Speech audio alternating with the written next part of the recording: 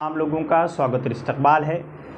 जैसा कि नीतीश कुमार के बारे में और बिहार की सियासत के बारे में तरह तरह की खबरें हमेशा सामने आती रहती हैं और कई मरतबा देखा गया कि इन 10 सालों के बीच में जब से सेंटर में बीजेपी की सरकार बरसरे इक़्तिदार हुई है, नीतीश कुमार ने तकरीबन 9 मरतबा पलटी मार करके वज़ीर आला बनने का रिकॉर्ड कायम किया है। अब धीरे धीरे बिहार से ये खबरें सामने आ रही हैं कि नीतीश कुमार पासा पलटने वाले हैं। ये कोई हवाबाजी वाली खबर नहीं है, बल्कि कई ज़राए से ये इत्तलात आ रही हैं और सबूत भी मिल रहे हैं कि नीतीश कुमार ने अपने लीडरों को पर तौलने के लिए मैदान में छोड़ दिया है और वो अब अपने हरकत में नज़र आ रहे हैं।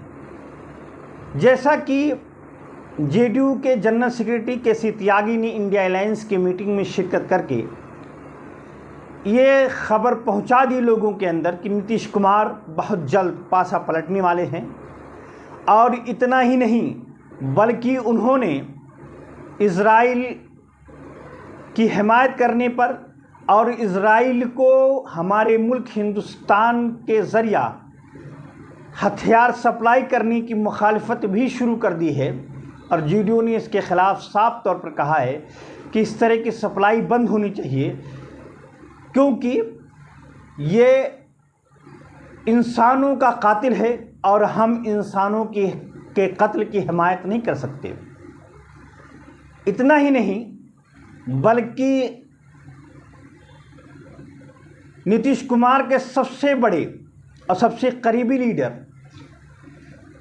जो कुछ दिनों पहले अध्यक्ष भी थे, उनको हटा दिया गया है, पार्टी से हटा दिया गया है और मुकम्मल तौर पर इस तरीके की बातें सामने आ रही हैं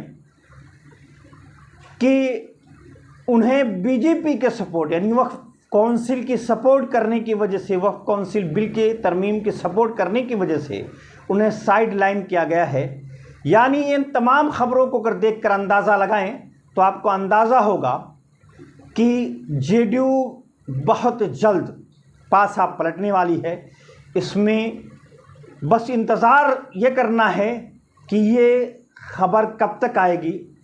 जहाँ तक ज़राए की इत्तलात के मुताबिक ये सामने आ रही है कि नीतीश कुमार हरियाणा और जम्मू कश्मीर के इलेक्शन का इंतज़ार कर रहे हैं।